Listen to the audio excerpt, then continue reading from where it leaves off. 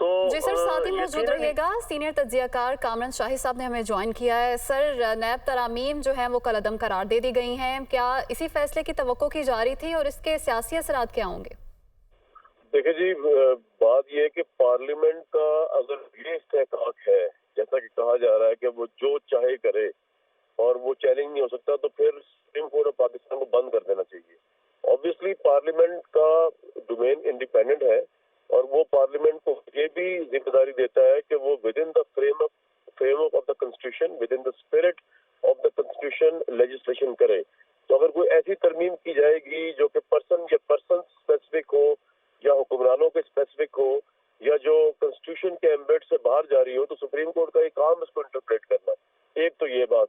दूसरी बात ये है कि बाहर के मुल्कों में ऑब्वियसली हम इसलिए इस तरह की मिसालें नहीं देखते कि वहाँ की पार्लियामेंट जो है वो ज्यादा मेच्योरिटी से काम करती है, वहाँ की कोर्ट्स भी बड़ी मेच्योर है, तो वो कोर्ट को ऐसा मौका ही फराहम नहीं करती कि कोई इस तरह की अमेंडमेंट की जाए कि कोर्ट जो है उसको रद्द कर दे। अदरवाइज दुनिया में ये कोई लॉ नहीं है कि सुप्रीम कोर्ट जो है किसी भी कंट्री की वो पार्लियामेंट के बनाए हुए हर लॉ को जो है वो चैलेंज नहीं कर सकती। चैलेंज हो सकता है लॉ, और उसके ऊपर सुप्रीम कोर्ट एक फेयर एनालिसिस करके अपना वर्डिक्ट देती है। दूसरी बात, ये जो मामला हुआ है, ऑब्वियसली देखें, ये सारा टेक्निकल ग्राउंड के पीछे छुपने की कोशिश करते हैं हमारे पॉलिटिशियन कि जी नैब की तरमीम कर दी जाए, क्योंकि वो इक्तदार में थे पीडीएम वाले, तो उन्होंने अपने हक में तरमीम कर ली। कल कोई और आएगा पार्लियामेंट, वो भी तो मजाक है ना कि कल कोई और आएगा जो पीडीएम का मुखालिफ अगर होगा, वो इन तरमीम को फिर अमेंड कर देगा। तो इसका मतलब ये वैसे ही कॉन्ट्रोवर्शियल थी जो अमेंडमेंट थी।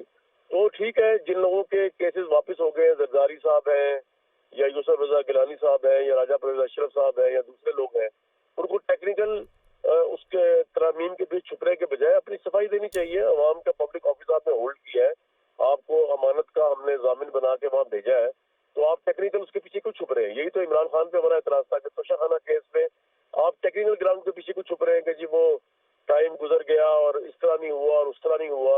आपके हाथ साफ है तो आप बताएं कि ये आप तोशाखाना साहब ने लिया कि नहीं लिया। तो सेम गोस पर जरदारी साहब से, सेम गोस पर जो नैब तरमीम से बेनिफिशियरी थे, उनकी अब ये वापसी होगी है। तो मेरा तो ख्याल है कोई इसमें ऐसी कोई मसला नहीं है।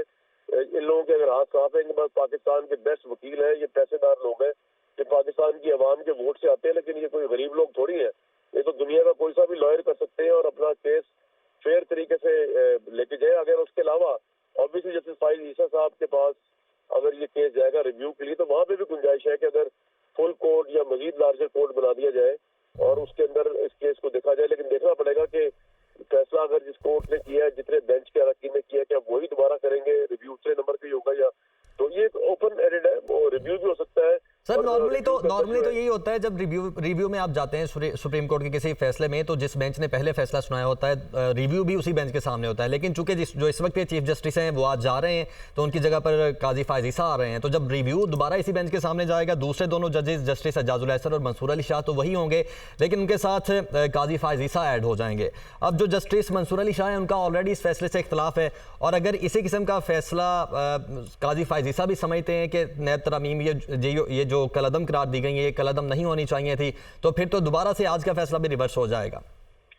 मेरा तो इसमें मौक़िफ़ ये है कि जी मैं तो इस बारे में हरगिज़ जज्बाती नहीं हूँ कि अगर पाकिस्तान की जो पॉलिटिकल एलीट है उनको एक ऐसी तरमीम को नॉक डाउन कर दिया गया है जो उन्होंने बादियुल नज़र में, और नज़र भी आ रहा है आपको, मुझे भी नज़र आ रहा है, अपने बेनिफिट के लिए की थी, बाय द वर्च्यू ऑफ के वो पावर में थे, और वो इसमें से नहीं हुई कि किसी थर्ड पार्टी ने की हुई है।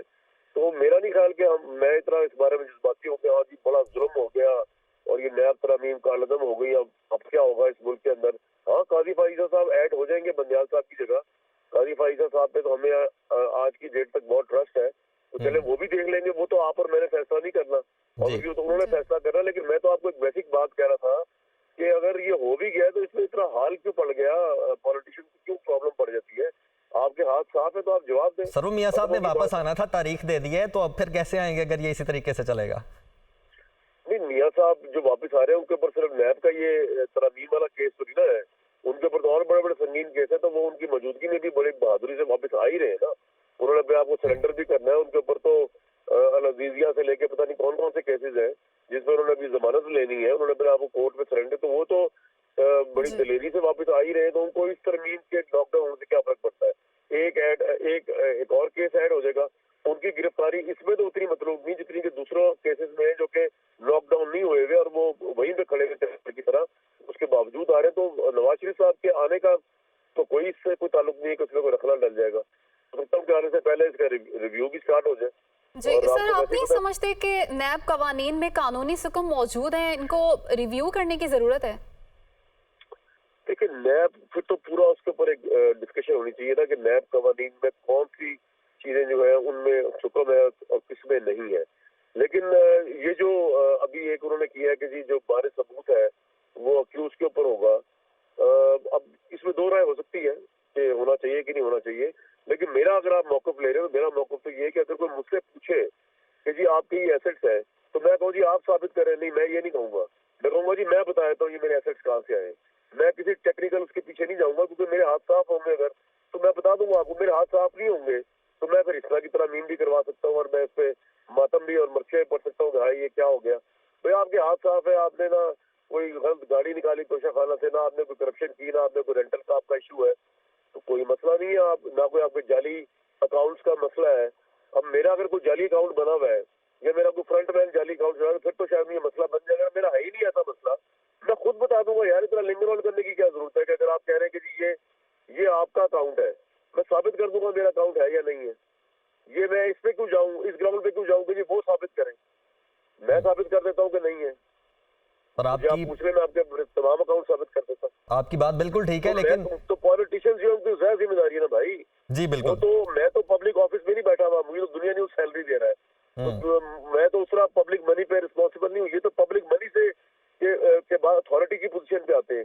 इनके अगर एसेट्स हैं, इनके अकाउंट्स हैं, उनमें अगर कुछ सस्पिशियसनेस आ गई है इनको फौरन क्लियर करना चाहिए। इन्होंने प्राइवेट फंडिंग थोड़ी पैसा लिया है, ये पोजीशन में बैठे हुए जहाँ पे कुछ भी कर सकते हैं। ये नहीं कहा इन्होंने